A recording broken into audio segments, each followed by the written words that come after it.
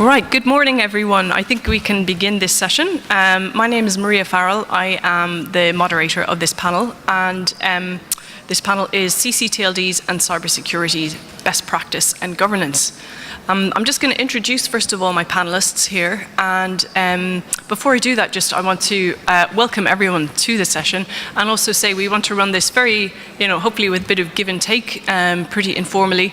We're going to start off with I'll put a quick question, an opening question to all of my panelists, and really from that point on, anytime anyone would like to ask their own questions, please just put up your hand, and I'll invite you to speak.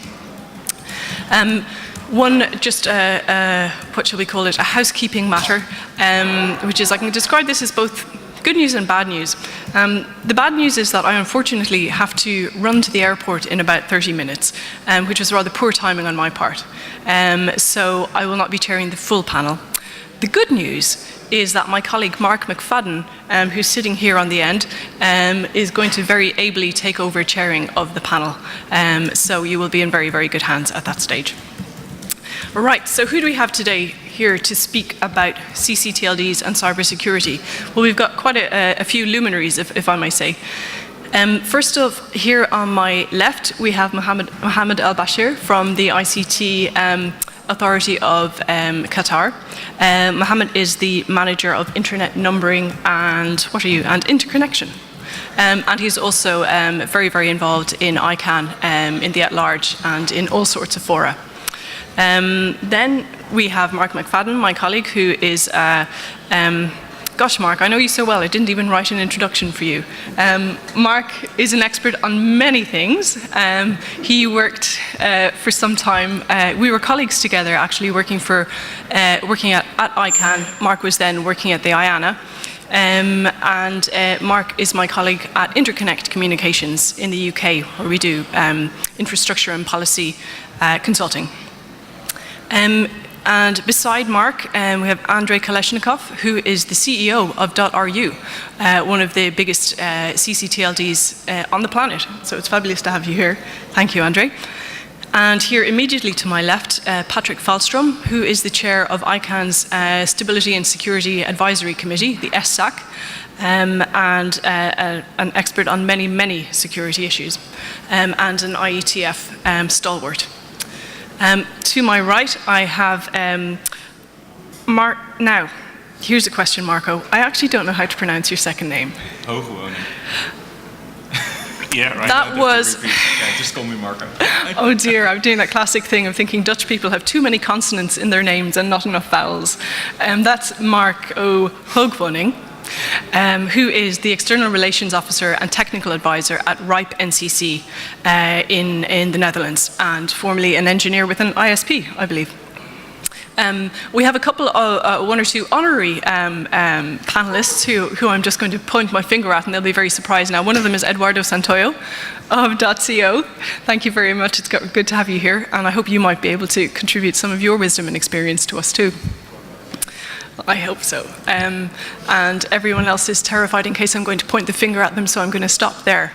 But just to emphasize, this is very much an open session. Put up your hand, ask questions. No question too foolish or too inexperienced. This really is, in a way, almost a security for non-security experts type of panel. Okay. So let's get started. My first question really is going to be to all of the panelists, with the exception of Mark, who's going to sit here very quietly until he takes over moderating. And the question really is a very simple opening question. What would you consider to be the top, 1, 2, or 3 cybersecurity issues facing country code top-level domains?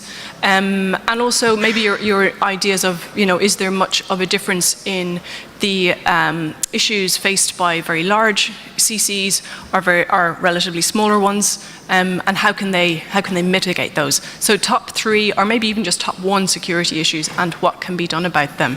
Mohammed, over to you. This is Mohammed Al-Bashir. Thank you very much, Maria. I'm glad really to be in this session. I would like just to share some experience from the African perspective as well. I was one of the ccTLDs who established FTLD, the African ccTLD organization. And I think one of the challenge currently that's facing African CCs or small CCs that they are operating manual processes, and now they're moving to automating those registration procedures. So they go into automated systems, and some of those automated register systems have web interfaces, and so we have, that's also will raise a security concern because if you look to the Middle East region in the last year, there had been some political attacks to specific countries, ccTLDs. We have seen the rise of the Syrian electronic army targeting some ccTLDs in the Middle East region, and even being able to penetrate those web-based systems. So I think the challenge is they need really to look at the system that they're going to deploy, ensure that security is really thought through. Maybe they need to get expertise as well in that regard, because it's very rare to find a security expert among those ccTLDs operations or registries, because they're usually small registries, small group of people, 2 to maximum 5, I think, in most of the African countries and the Middle East region. So that expertise, that high-level security expertise, sometimes does not exist. So maybe a coordination with certs or with security experts to enhance security on the register systems. I think that's a critical point now when they move to automation. Thank you. Thanks very much, Mohammed. I think certainly the idea of the rise of the Syrian electronic army and sort of politically motivated hacktivism is a topic I'd like to return to. Andre, what is your take on the top CC issues? Well, there are two, actually. One is maintaining the appropriate operations and mitigating the risks. Any ccTLD operation should be run by the professional people at the high professional level, taking into consideration all the security recommendations, protecting the network, having internal procedures, etc., etc. We all know, at least people who run the ccTLD operations, they basically know what I'm talking about. Well, this is critical infrastructure. For example, in Russia, there are almost 5 million domain names, having more than 4 million websites, running the core businesses for Russia, for the governments, for the people, for social networks, businesses, electronic shops. It all depends on how our organization operates their domain zone. Well, so far there was no single incident for the 20 years of operations. It means we're trying hard to maintain its level, this high level, and second threat, it's a real threat, is overall level of literacy of the users, and a wide range of users, end users, consumers, and also businesses who's using web and who's using the domain name system for their operations. And even though we ourselves consider Russia as kind of highly developed, literated country, still majority of the cyber threats and cyber incidents coming not from the bad guys who's really trying to gain some control or do something, but from the people who really don't know some basics into how to run their operations, how to run their websites, how to manage their computer, how to update their software, etc., etc. So if we talk about ccTLD, then it's a perfect operations. If we talk about the end users, it's literacy and knowledge about the danger of the internet threats. Thanks, Andre. Patrick Palstrom. Thank you very much. I think the recommendation we heard specifically regarding users' inability to have their own domain names and servers updated is a very good recommendation, but I was thinking of staying with the CC itself, and there I see specifically two problems. The first one is to make sure that the name servers are always responds correctly, given the data that is given to them. And that implies having stable DNS operation, being able to withstand denial of service attacks. And this can be resolved in specifically two ways. Either you run your own DNS infrastructure or you buy it as a service from someone. Most cases, it's a mixture of the two, and that is what I would recommend. The second, and by the way, when we talk about attacks, we talk about like really large attacks, and we talk about the real problematic issues on being able to withstand them. The second issue that is important, that we currently see quite a large number of attacks, that is to ensure that the data in the ccTLD registry actually is correct. And that includes, because of that, security with the registrars. In the case you have registrars, there's quite a lot of attacks that is using social engineering, people calling to the registry or a registrar, faking that they are a customer and try to get data for a specific domain name in the ccTLD changed. So this can be anything from social engineering to actual hacking and attack against web interfaces, EPP interface, other kind of APIs that is in use either at the registrar, at the registry itself, or between the registry and the registrar. So those two attack vectors are probably the two that are the most common ones. Regarding what we have been doing in ESSAC, we have written a couple of reports on both of those issues, but specifically regarding what mechanism a registry can take to protect the data a registrant has entered into the registry, sometimes via the registrar. This is a highly complicated, as we heard before, you need to have really skilled people that are working with these kind of things, and you need to be prepared on also answering and acting quickly if it is the case that you have an incident. So having an emergency contact number, having the processes ready to mitigate when there are problems is also sort of the third vector. So my three recommendations would be make sure that you have stable DNS operation, that your actual database is robust and can withstand various different attacks, and the third one, that you have good processes already designed and tested before you have an incident. Thank you, Patrick. So Mohammed just was talking about the fact that so many CCs, particularly in Africa, but I think around the world, have 5 or less people working for them.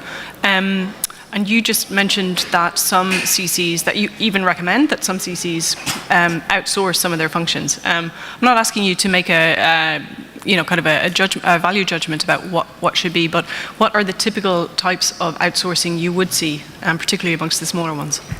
Well, let me say that this has nothing to do with sort of whether an organization is small or large. There are small organizations which are really good on their operation. There are large operations which sort of do their operation badly. It's not a north-south issue. It's not a west-east thing. This has to do with whether you have the skills or not. Regarding outsourcing, there are a couple of typical things that you can do. As a registry, you can buy your whole backend, your whole registry system, your DNS operation and everything from a third party. There are those that sell those as services. You can also decide to run your own registry and for example, a hidden master DNS server, and then you buy the secondary services from people. There are all different kind of ways you can slice the cake, and the important thing is that you as the registry, you are responsible for ensuring that your ccTLD works, and how much you are dealing with the actual operation yourself and how much you are asking other people to do depends on your own business model, what fits you and your culture, etc. Because, as we just heard earlier, it's also important that the people that buy the domain names, the registrants, first of all, understand how to buy it. It's a local language issue, it's an accessibility issue to the system itself, and also the ability to use the domain name. So maybe it is the case that the registry should concentrate on the more cultural sort of business issues and not so much the technical operational.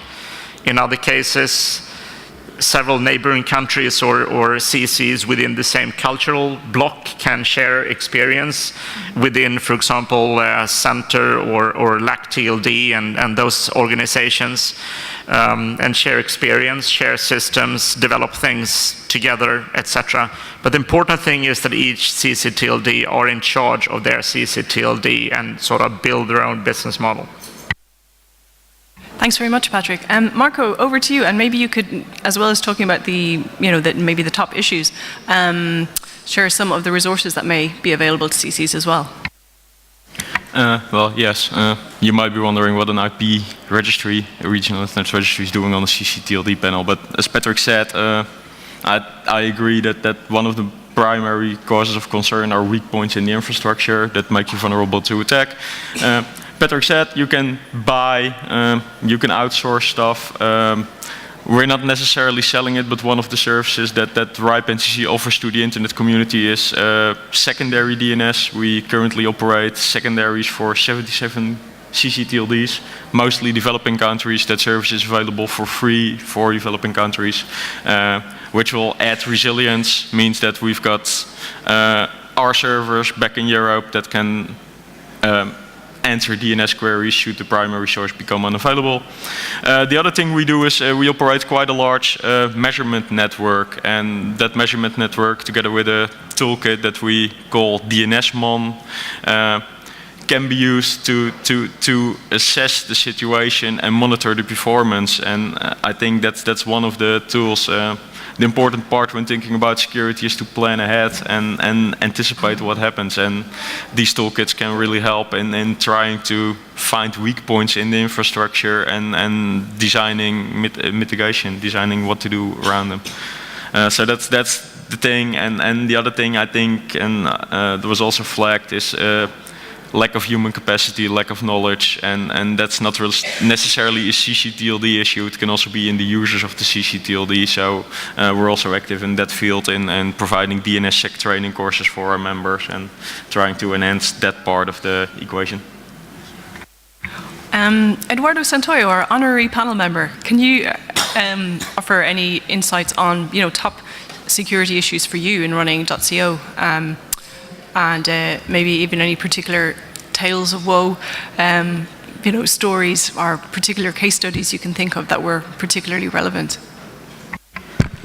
Thank you, Maria, for this opportunity to address the panel.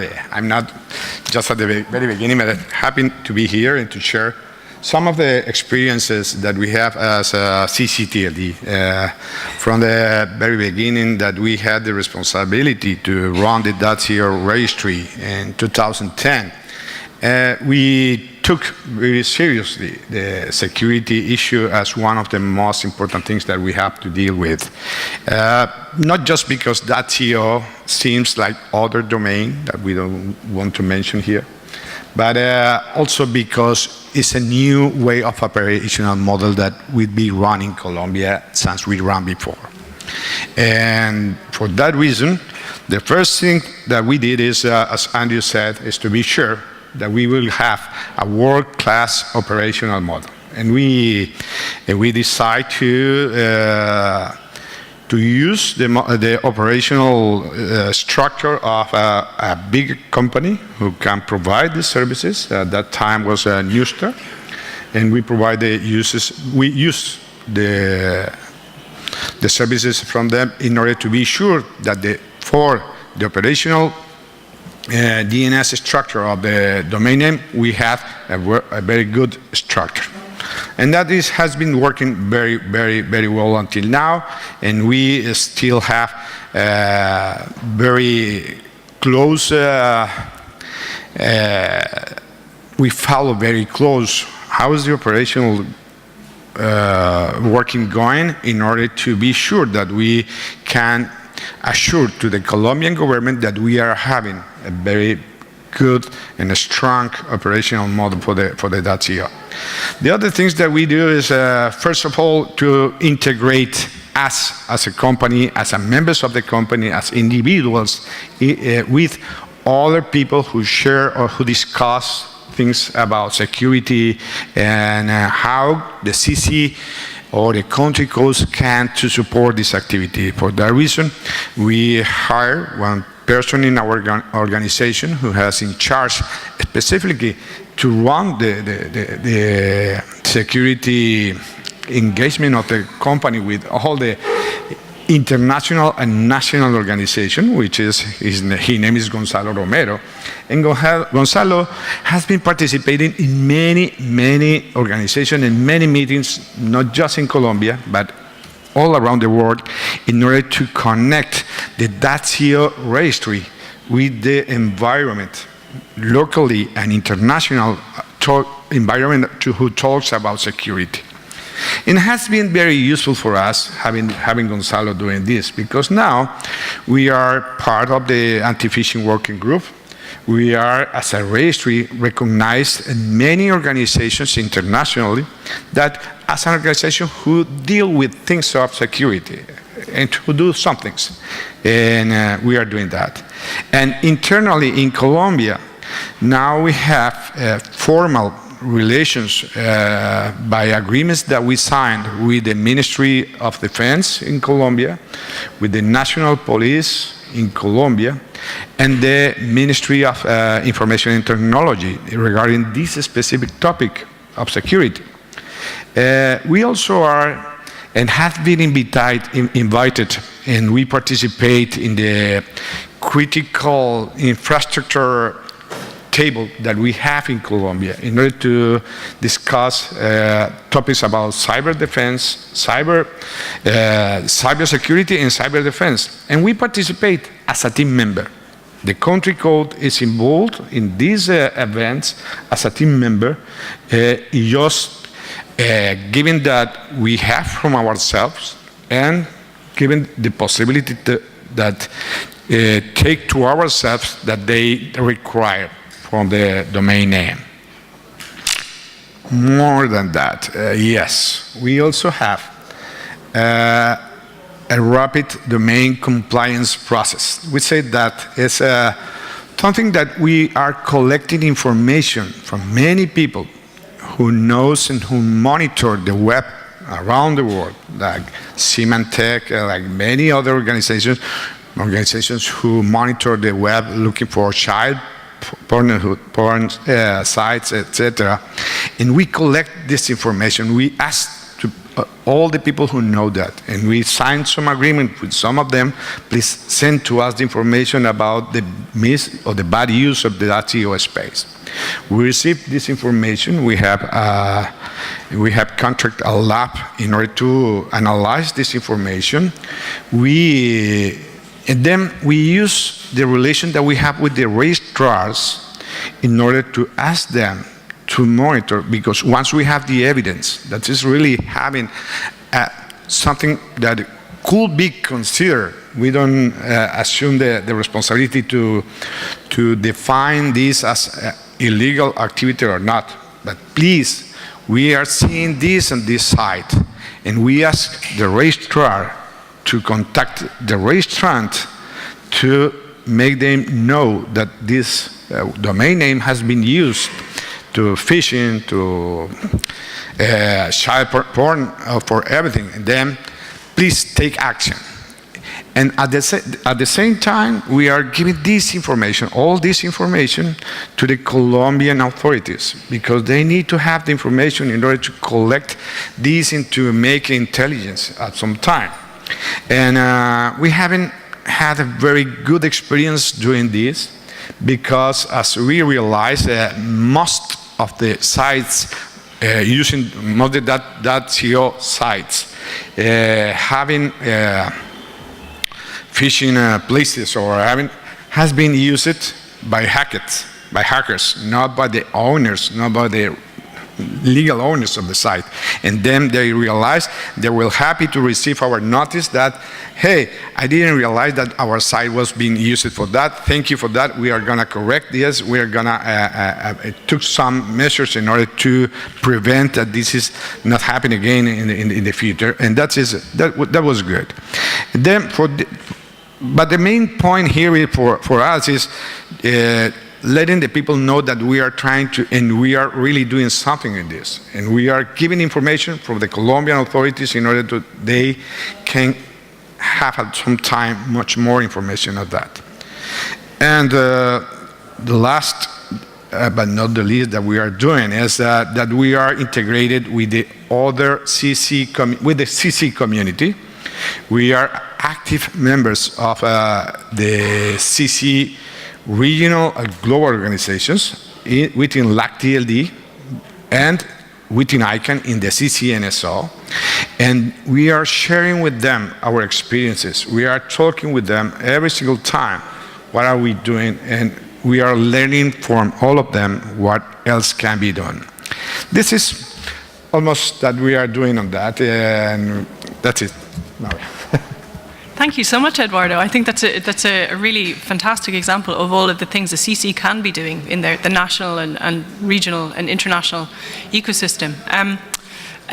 Mohammed, I want to ask you again, you just mentioned earlier just a little bit about that relationship between CCs and governments, and Eduardo has touched on it quite a bit. I mean, what do you think are, here's a question, what should be the ideal type of relationship? I don't mean in governance terms, but in terms of cooperation or knowledge sharing. What kind of good examples of that have you seen? Thank you very much, Maria. I think we're seeing more government involvement in the ccTLD operations in the developing world. That means ccTLDs have a management or a board or whatever you can name it, community, a committee or else name of organization that consists of different multi-stakeholders. We have governments, we can see governments be involved, sometimes we see regulators be involved, academia are involved, and civil society, which is a good approach. If we have a multi-stakeholder internet community backing up and supporting the ccTLD, really that's a good approach. Because they add a balance and they ensure that there is a support from the community if needed by the ccTLD. And it have also some sort of an oversight on the ccTLD as well, having government and others on governance structures for the registry. Traditionally, I'm sure you know that the risk of redelegation was really a concern from many CCs.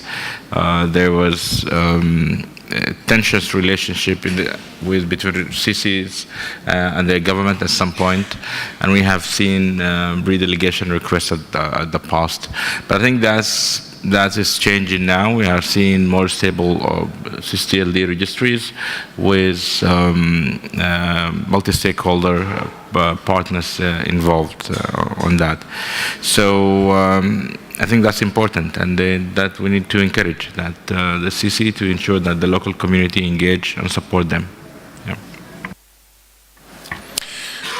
One of the things that Eduardo talked about that I'm kind of interested in, and it comes out of my background, but the internet addressing community has regional groups that are very mature. They've been around a long time. And in those groups, there's a lot of information sharing, a lot of operational information sharing. Security is sometimes, although rarely, a part of that conversation. But one of the things that's emerging are regional organizations for the ccTLDs. We know that Center has been around a long time. But I think, for instance, of ccTLD as an example, a relatively young organization by comparison. And what I'm interested in from perhaps Andre and Eduardo and Mohammed is, are those organizations, the regional organizations, a successful way to share cybersecurity best practices, a way to share cybersecurity best information, and are they different from, for instance, regional or national certs in that way? And maybe I'll start with Andre here. My interest is both Andre and also Patrick talked about the sort of the need for more talented, better information, better informed people. Are these new regional organizations a way to do that? Well, let's talk about center. Yes,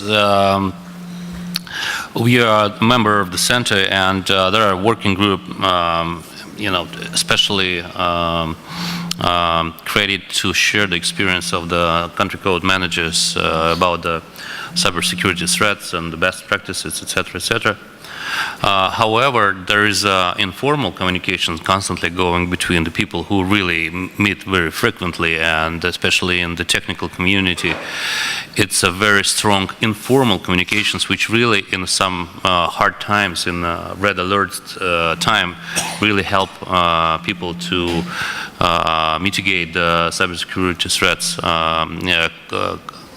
rather quickly. And it's not necessary. I think, for me, it's like if the system works, it's good. I mean, it doesn't necessarily mean that we all should sit together and sign some document to create some kind of new working group to fight with the cybersecurity threats. As far as the people who really in charge of the security really live in their own world and they communicate on a daily basis. I should also say a few words back to the internal issues that there is some experience which I'm happy to share with the community, is that one of our projects and one of our tasks is to manage the level of threats online, especially in using the national domain names .ru and .rf.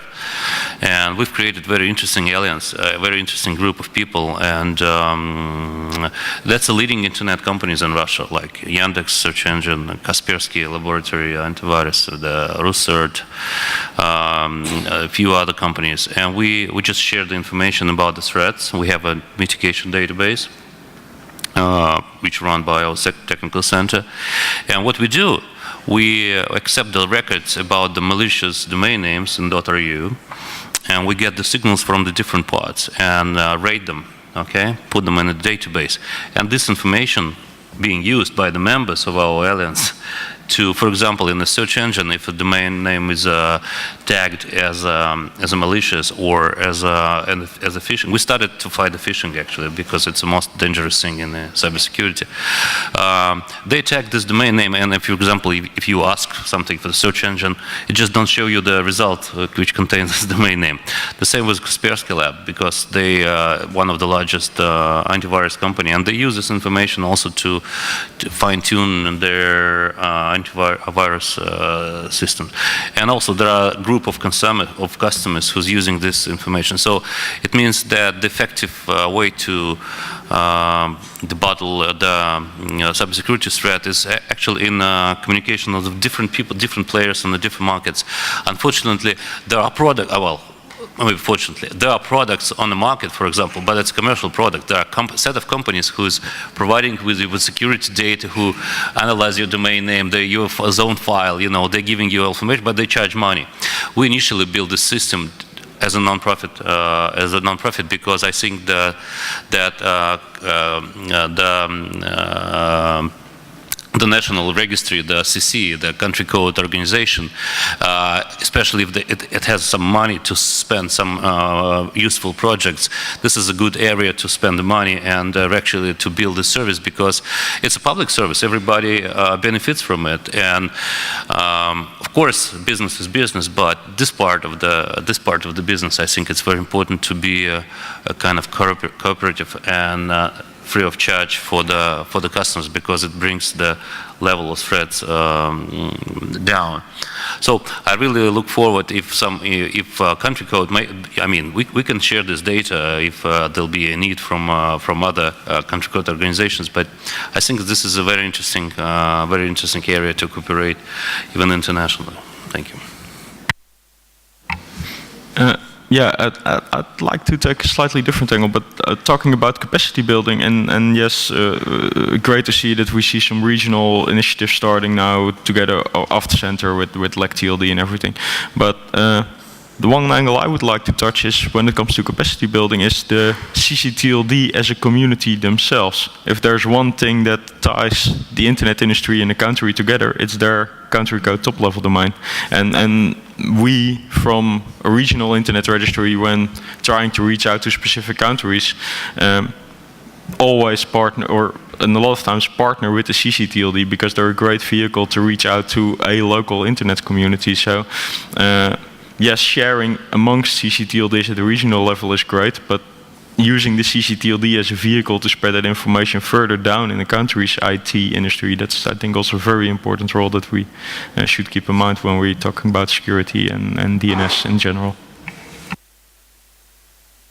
Eduardo, you talked a lot about the relationships in .co between the registry, but also you talked about the relationship between you and law enforcement, you and other.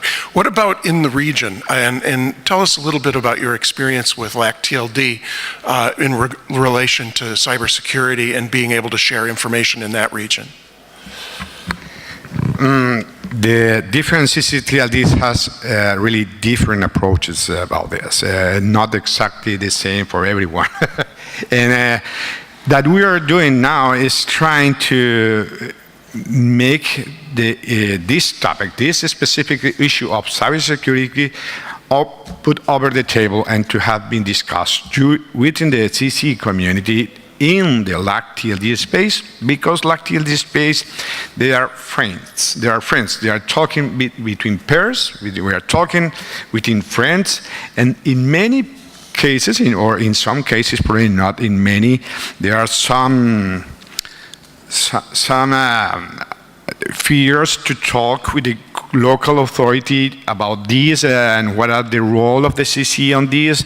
It's not very clear for for some of our members how to run this relationship with local governments. I guess that some of us in the region are really well connected with their own communities, and I mean the own communities, the private sector, banks associations, ISPs association, but also with the local government. But some others probably don't want to have a very close relation with them, and they prefer to stay as a technical side, a technical community, a little bit aside of the relations of the government. That we are doing at the moment is trying to introduce this topic to have been discussed, or to have been analyzed, or to have been treated within the pairs in ccTLD. That's what we are doing now. Move to a different topic entirely, and that is a slightly more technical topic than information sharing among ccTLDs. And let me turn to Patrick for a moment, partly because I know his answer will be yes to a question that's not a yes or no question. And that is, what about DNSSEC for ccTLDs? Is this something that's appropriate for all of them, some of them? Is this a it depends question? Or is the answer a simple yes, that we have enough experience doing deployment, we have enough experience doing key management, that even for organizations that don't have a lot of technical expertise, DNSSEC is critical? Let me guess what your answer is. The answer is a little bit longer than yes, to disappoint you a little bit. But the reason why the answer is relatively short is that today we have 700 TLDs as of this morning, and out of those 508 are signed.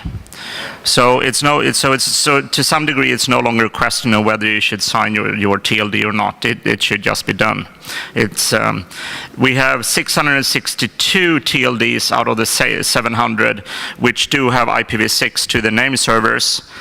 So it's a higher penetration of IPv6 than DNSSEC.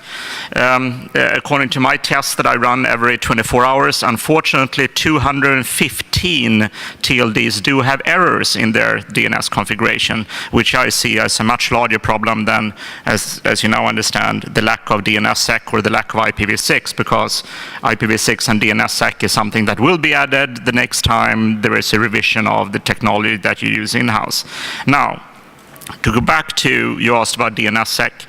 I think it's important for a ccTLD to start using DNSSEC for specifically 2 reasons, and people normally sort of only think about one. The first one is that you get your own information about your own zone signed. And that means that all the caching, all the various DNS servers in the world do know that whatever data you publish about the IP address, about your own name servers, actually is correct. They can validate the signature of the records that is about your own DNS servers.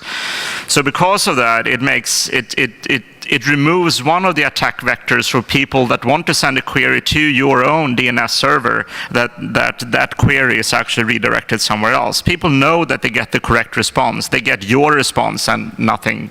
So you protect your own zone by signing it. The second thing is that without signing your own zone, you don't give the ability for your customers, the registrants, to sign their zones, because what is needed is a complete chain of trust from the parent, which is the root, the ICANN root, down to the zone of the registrant, which means that if it is the case that you have potential registrants in your country that would like to sign their zone, they have 2 options. Either they sort of cannot fulfill their interest of getting a signed zone, or they have to register somewhere else. So there are both those. The second one could be viewed as just a pure business thing, that you lose customers if you don't sign your zone, but don't forget the first one, that you're protecting your own. Can I ask you a question about your statistics, which were interesting? The statistics for DNSSEC, of course, are very promising, but is the reason for that because DNSSEC was a requirement in the new GTLD program? Of course, you see in the new GTLD program, of course, the penetration of DNSSEC is much higher.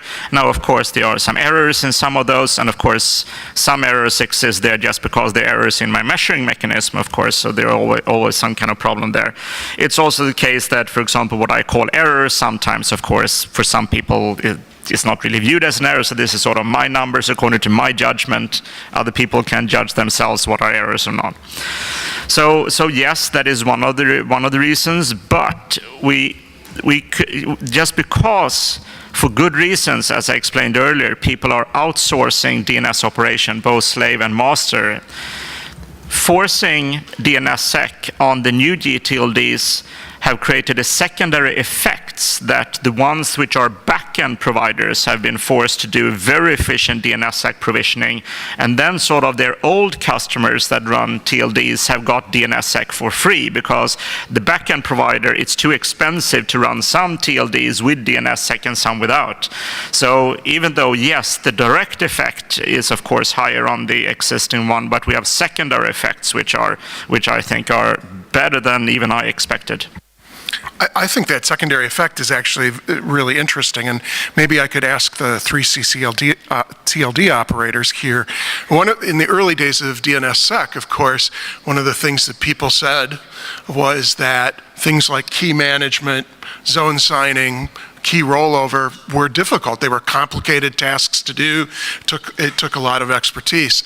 And what I would ask my 3 ccTLDs, perhaps I'll start with Mohammed, is have those mechanisms, have the processes for doing those tasks to manage a zone for DNSSEC, have they gotten better? Have they gotten easier? Have they gotten more mechanical? And as Patrick says, is that partly the result of a sort of a secondary effect of having many more zones being signed? I'll just share my experience as currently managing ccTLD in preparation to deploy DNSSEC. I think currently there's available tools that enable all the process to be easily managed, I can say. In terms of even having HSMs, ready hardware is available, software tools available. There's also lots of open source tools already available currently. And the major challenge, I think, is we had this capacity building and training to ensure that really staff have really trained on using those tools and they have the expertise. So we took our time to ensure that the technical operations staff managing the registry, they already have the technical knowledge, because once we sign the zone and there is no reverse back, so we need to ensure that we're already ready for that. But there is currently tools in hand available, not costly, I can say, affordable to most of the registries in the developing world. I think the key is not to maybe rush, but you need to do it, but you need to plan it carefully. And you need to ensure that you have staff that are really capable and trained to implement DNSSEC. Well, thank you for being polite. I will not. Okay? DNSSEC process is still pain. Okay, the efforts which we spend for signing the procedures, the evidence, the engineers, the generation, it's complete pain, because initially it's such a strange thing, DNSSEC, because there is no killing application which will pay for all our pain. Okay. This is how we see DNSSEC, because, with the 5 million domain names in .ru, we have maybe a few hundred signed domain names, the second-level domain names, because we just cannot explain people why they should spend, why they should take our pain and bring it to their second-level domain. It's to increase, the cost, the operational thing, etc., etc.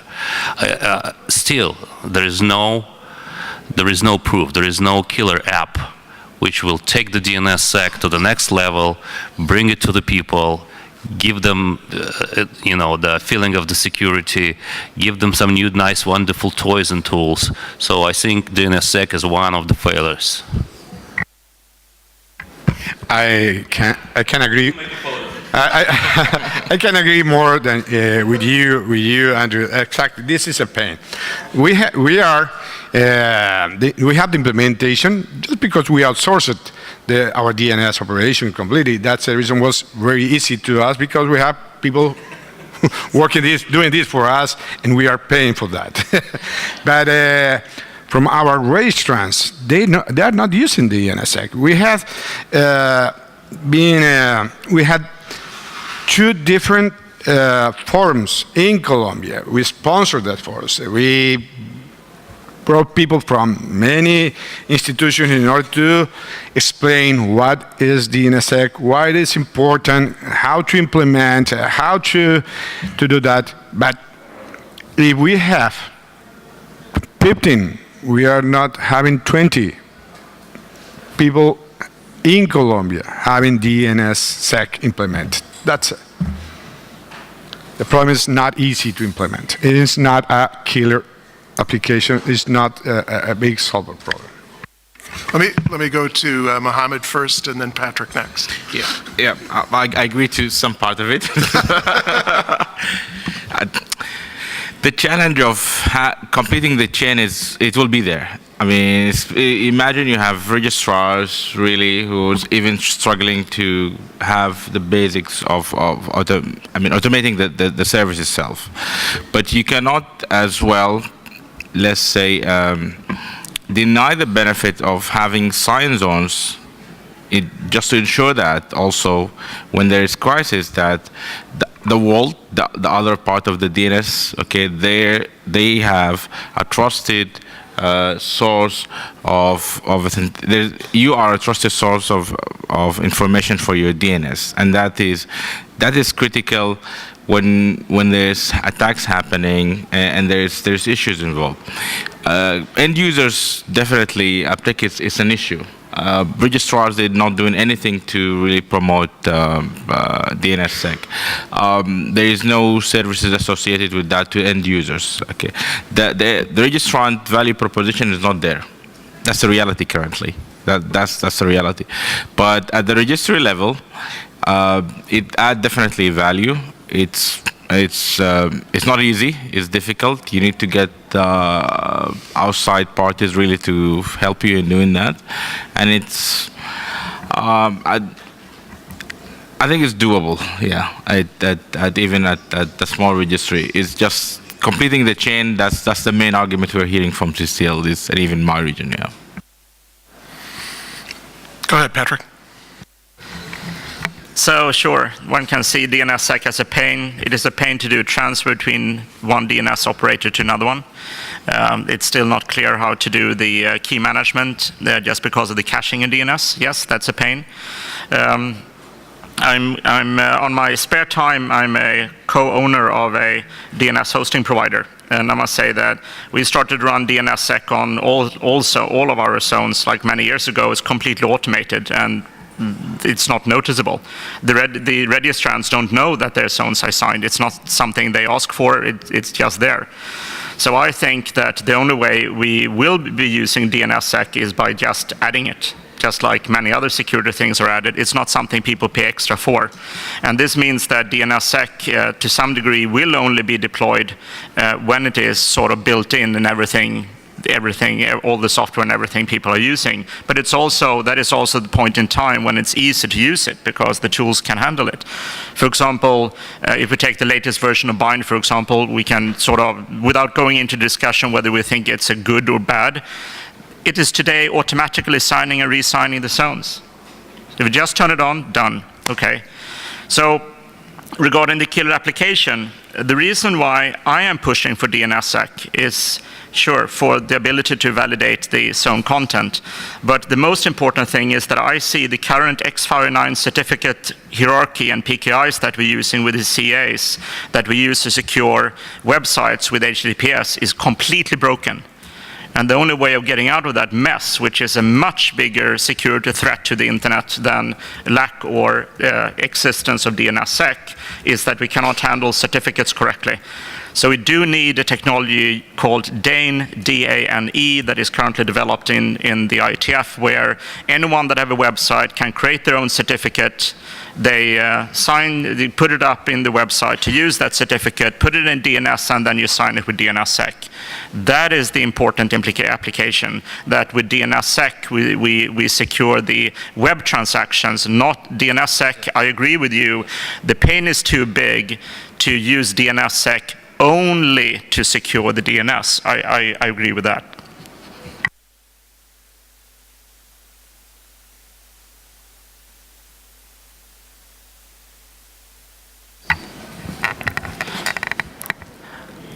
Okay, so the moderator of the session have a broken microphone. Maybe you said something bad. Is some censoring going on? So let's start in the back there. You have a question.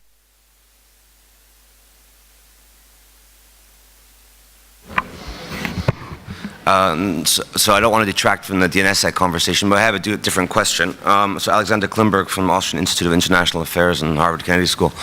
And I'm a security guy, so you know. You really have to speak into the microphone because the speakers because the speakers are also directed in your direction, not towards us. Right. Thank you. So my principal question is actually what the panel thinks about recent history with .su, and if it's interesting experience that could be shared and could be used to improve domain management. So, for instance, as most of you will know, .su was was not used in a great way until about 2007, 2008, when ICANN announced that it wanted to deregister it. And starting from about 2009, there was an explosion of registration, and now there's about 150,000 domains on .su. And much of the badness that was previously associated with .ru has migrated to .su. So my question was, what's the best way now to deal with actually a domain that was supposedly supposed to be deregistered?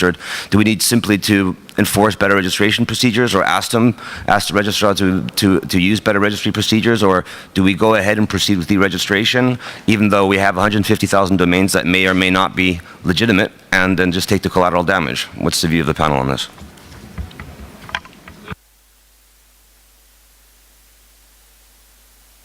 Yeah, can you repeat what the actual question is? Because it sounded more like a description.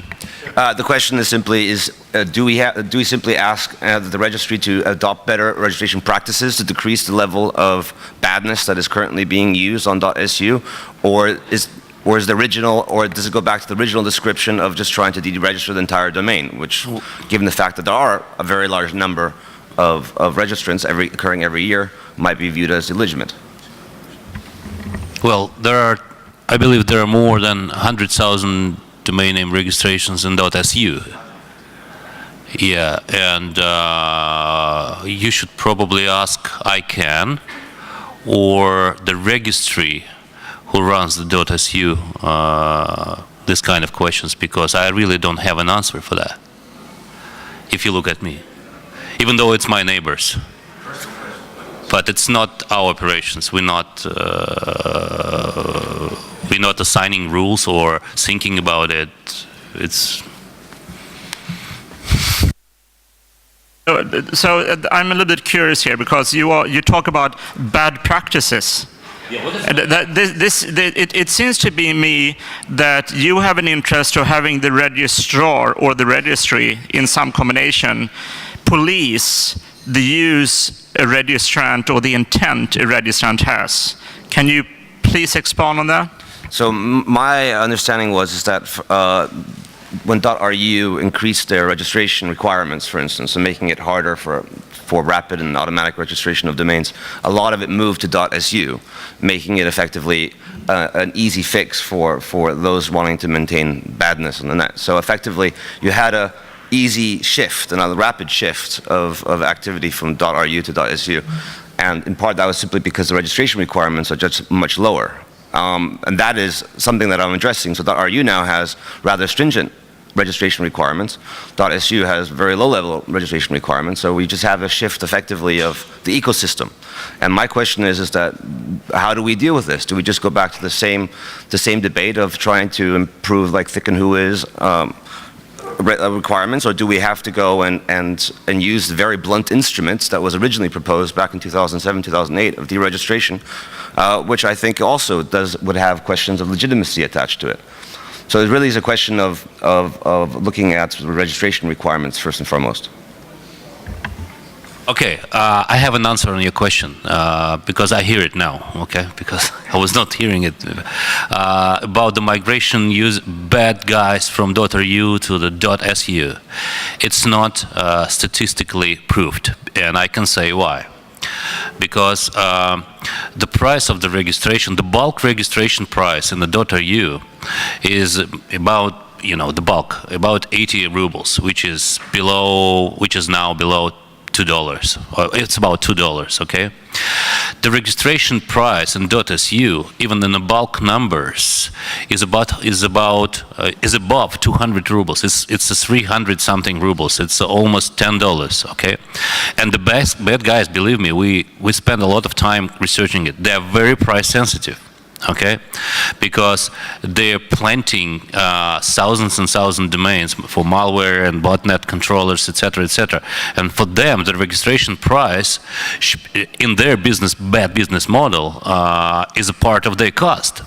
So for them to take off from the .ru, which we kind of trying to clean up, into .su, which you said is not under the control, is a financial factor which they cannot allow. So it's not a proved fact that they're moving from .ru to the .su.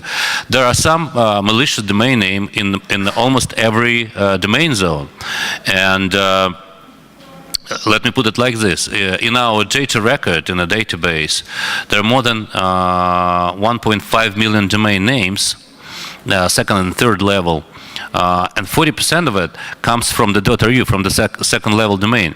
So, but it doesn't necessarily mean that they still malicious. I mean, a lot of domain names are being infected by the hosting providers. There's a lot of details behind it, okay? But the most important thing is how you protect your user, the internet user, from visiting this bad site. Because, I mean, legally, there's a lot of problems in the legal, especially the cross-border field, okay? And considering this, I think, which I said before, our joint cooperation with leading internet companies is really to isolate these domain names, to have them, to keep them invisible for the end user. It's a very effective solution, because otherwise you don't have, in many, in many legislations, you just don't have a tool to like stop this domain working. But at least we agreed that the phishing domain names are very bad, and they've been closed for like within 12 hours after the notification. I believe the same works for the .su, by the way. So, but I will not answer you the question about is it legitimate domain, top level domain or not. It's not for me. There was another question here. Sure, please. Okay, my name is Tariq Mirgani. Technical managing the .sd registry. It's a ccTLD in Africa for Sudan. And managing after Mohammed Bashir, he was our manager before me. And I want to talk about African cases. You know that security issues can only be managed or solved by technical, non-technical persons. And we don't have those in Africa. Why? Because many of the ccTLDs in Africa are managed by civil societies. NGOs, like in Sudan or in other countries, not like in other Arab regions or other ways. It's managed by the government itself. So the government supported by training, by building capacity. We in Africa trying to manage it by through FTLD, through some capacity building, but I think we need more than that. We need, especially in Africa, we need capacity building in these issues. So my question, what can the ccTLD community in the world do for that? We have in Africa DNS forum. It was in Abuja, hosted by Naira. This is the second DNS forum. We just started, but it's not going. We need more to develop, to train, to build capacity for our technicians to improve our security issues there. So thank you very much. Marco, I'm going to hand this to you because one of the things that RIPE does very, very well is reaching out into its community. Its service area is very large.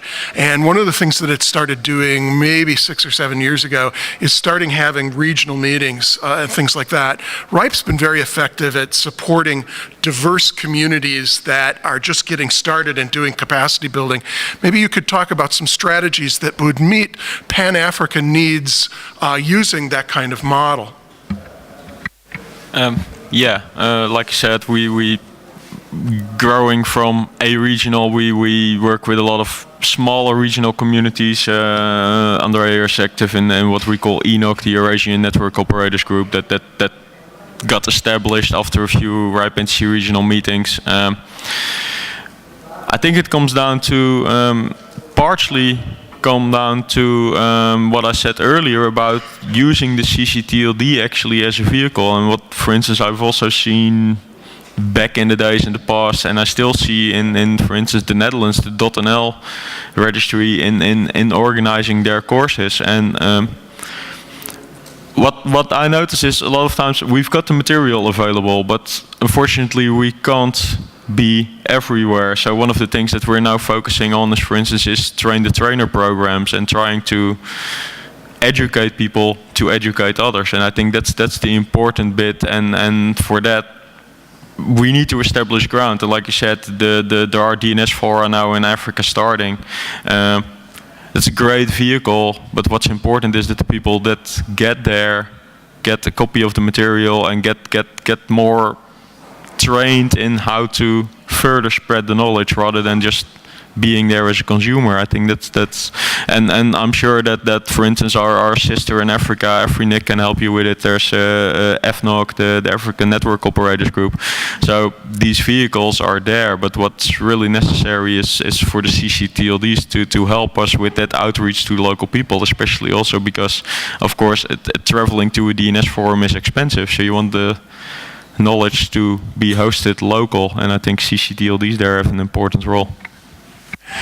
Let me come to Patrick in a second, but one of the things that we've seen in places like the Middle East and in the Latin and Caribbean area is this: the questioner provides this very interesting sort of evolutionary concern, is that when ccTLD is getting up and running, often it's civil society that are providing the resources, and then there's a gradual evolution to a professional managed business that is perhaps supported by government, but perhaps a commercial enterprise that government is delegating to.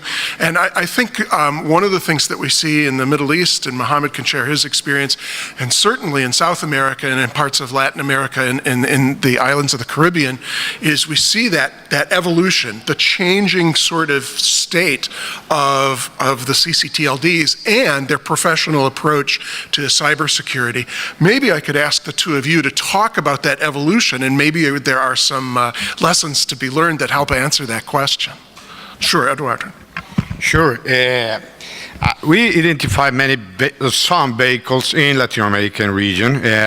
First of all, try to find a way to be more integrated within the regional organization, because within the regional organization you can find some big registries that can share experiences and can also share technical capacity in order to help to increase the capacity of the smallest one.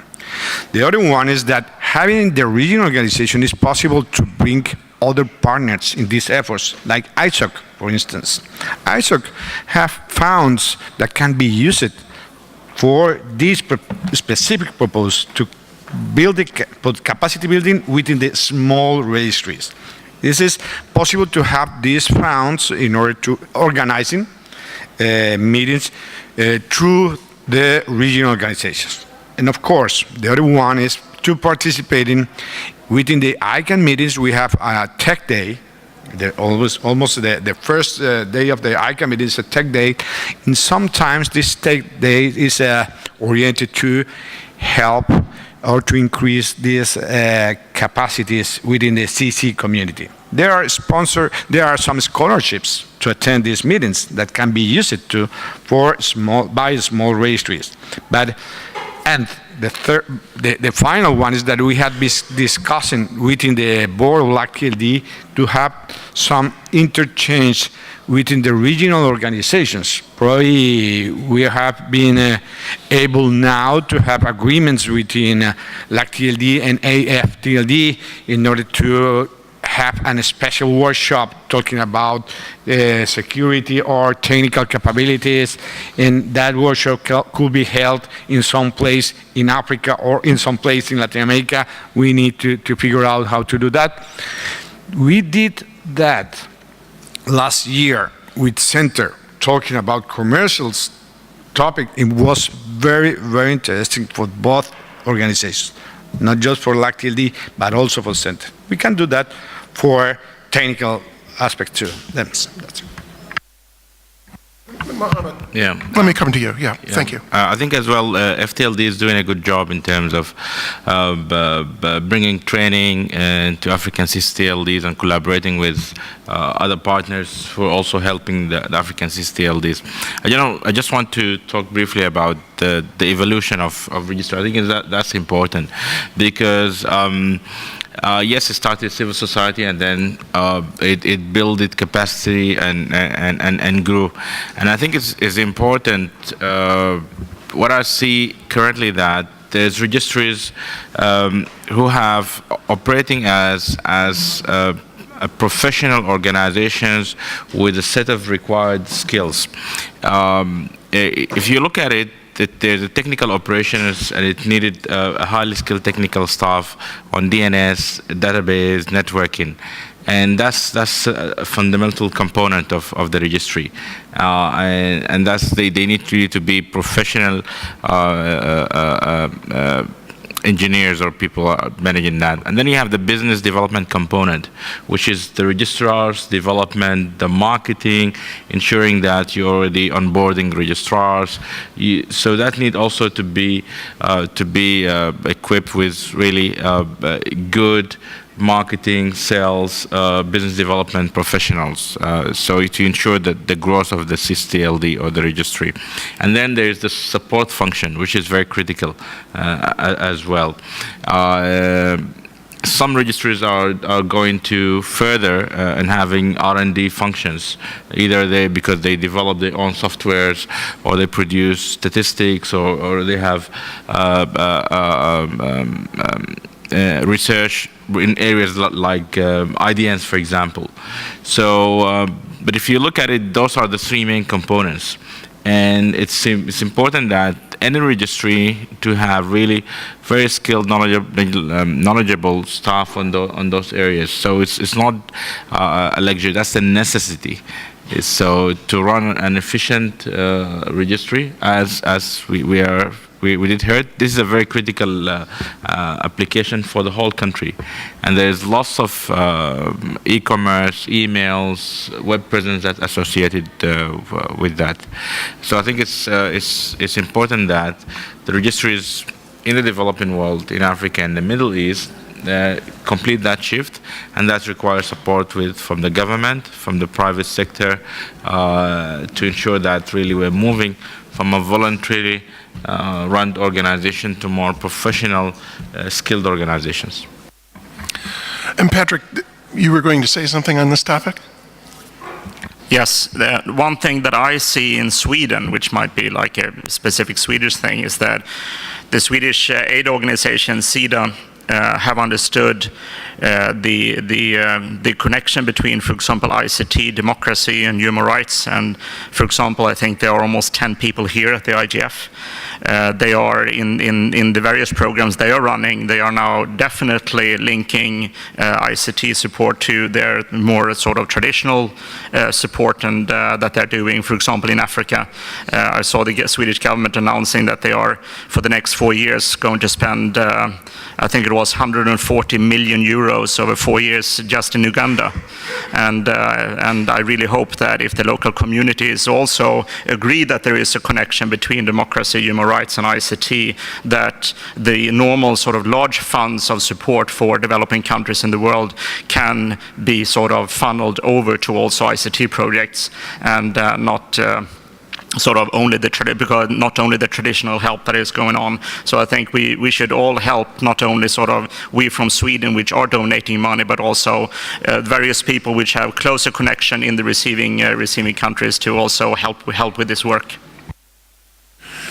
Sure, please. My name is Mary from .ng, and I'm also part of the FTLD Executive Committee.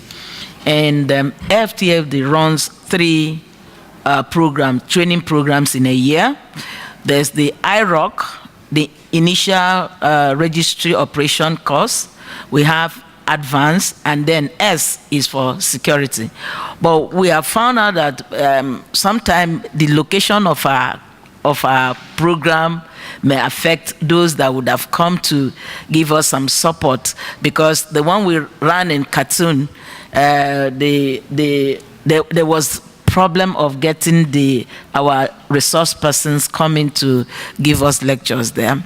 Now, that's for that. And in my own, and we have a mixed bag in the African region, that some CCs are run by the government, some by volunteers like civil society, some with some professional, but mostly, and some are still not even delegated.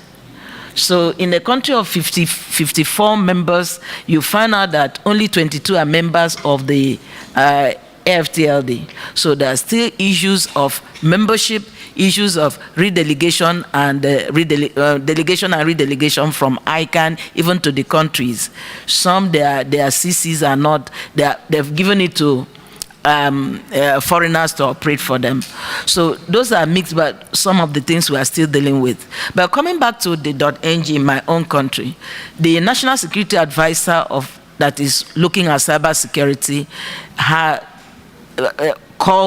do call us for meetings, and they do call us. Well, we are part of the stakeholder organization that is crafting the cybersecurity strategy and policy, and then it will now go to National Assembly to pass the law, and they believe that the CC will play a great role in making sure that we get. Then in terms of DNSSEC, we have done a roadshow, but we have not done proper training of our people. Most of our people are still on IPv4, not even the adoption is still a process that we are trying to see how we can adopt the IPv6. And so the easiness of signing on is still very questionable. One, we don't have the capacity. Two, we have not had enough training of our registrars, not to talk of our registrants. So those are things we're still making some plans. We thought we'll sign the zone this year, but it's like it's slipping out of our hands. But if there's any help that we can get to be able to do the capacity building and be able to sign the DNSSEC on our zone, we would appreciate it. Thank you. We have a question from remote participants. Abdussalam Nasri, private sector.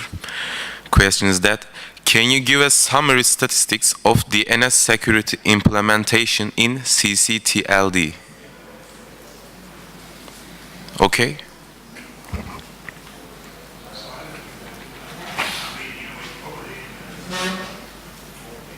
That was completely impossible to hear back here, so we're waiting for the transcription. So the question is, as I understand it, and you can correct me if I'm wrong, is what are the statistics for DNSSEC implementation in the ccTLD community? Do you have a feel for that? I know you have your overall statistics for... How many signed? And I need to do counting manually, so if you wait a few minutes, I will have the response. I will have an answer. But I'm happy to do it, so I will do it now. So he actually has the data in front of him, and so we'll make him actually do a count. Was there another question from the remote folks? No, thank you very much. So I want to come to the first of your two observations, which I think, in fact, I'd like to come to the end of our session with your observation. I think that's very interesting. And one of the things that we heard about .co was that there is a very formal and very structured relationship between the registry and the government on security issues. And a while back, as a naive person who sort of maybe didn't think about this very clearly, I thought that that was not that common across all ccTLDs. But in fact, I'm starting to think that the relationship between a national government and the ccTLD operator on national security issues has become a matter of national importance. And maybe I'll finish up by allowing observations from the floor, but also moving among my panelists here to sort of finish up by talking about how has that relationship evolved in your mind? Has it started out and been informal in the beginning and then become much more formal now? Are there formal regular meetings? How has this changed? And what do you think are the best practices? You think that best practices for one country are the same for other countries? How does that work for you, Mohammed? Yeah, I think that relationship definitely is very important, very critical, because at moment of crisis, really, it's sometimes help is needed at the different levels. So I'm in favor of formalizing that relationship, in a sort of joint committees, and one of the key stakeholders is the CERT, the local CERT, because they are the ones who are really dealing with the technical issues. But I think that needs to be formalized in some sort of meetings. In our case, we have monthly meetings. We have a clear line of communications open between us in times of crisis and attacks happens. And we have seen that attacks increased in our region, in the Middle East in the last year, major attacks. So that's, we're working actively together. From that relationship is formalized. We have dedicated teams working together in enhancements, security enhancement, joint projects to ensure that different layers of security recommendations is already applied. So I think that's very critical, and it needs to be really in place. If it's not in place, I think the ccTLDs should seek that relationship. Andre, has it become more formal for you? I mean, the success of your registry, one of the things that happens is obviously you've talked a lot about both the formal and the informal relationships that make up your approach to cybersecurity. What about your relationship with the government? Well, in August we were part of the field training, let me put it like this, combating the simulation, combating the cyber attack on the critical resources in Russia, together with Ministry of Defense, FSB, and our MSK IX, which is our largest IX. So coordination center, I was part of it, and the Ministry of Telecommunications, who were running the event, and also the Rostelecom, the largest incumbent operator of Russia.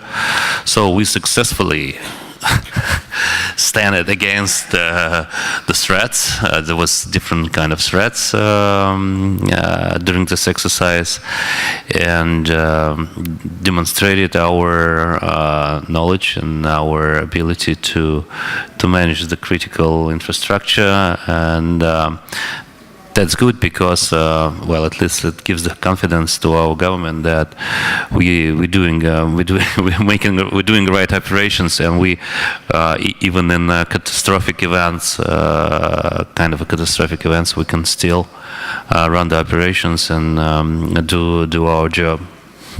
So we have good relations with the government.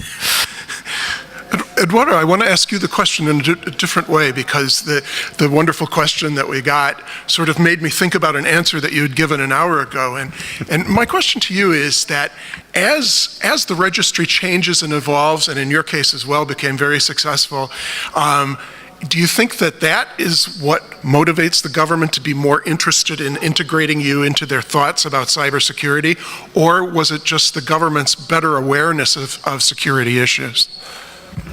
I guess both. But probably for us, the main point here is that we are building trust bridges within the government, and we showing them, as Andrew mentioned, that we have capabilities, that we are technically able to have some answers or contributions on this, and we really built an ambassador. We have built an ambassador, which is our Chief Security Officer, which is Gonzalo Romero. We are giving them, since the very beginning, a lot of tools in order to be the people that can be trusty for the government, and just for also for the international internet community, as a people who can help to solve problems, can to be part of a group of work in order to deal with security issues. Then it begins with this, with the construction from ourselves for one ambassador.